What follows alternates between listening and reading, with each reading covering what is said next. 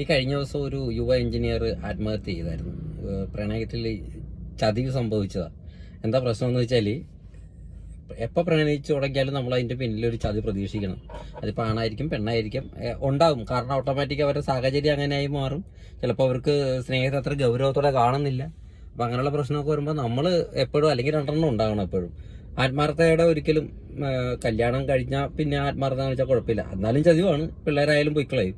ഈ കാലഘട്ടം അതാണ്. അപ്പോൾ നമ്മളത് അഡ്വാൻസ് ആയിട്ട് മനസ്സിലാക്കിയിരിക്കണം എപ്പോഴും.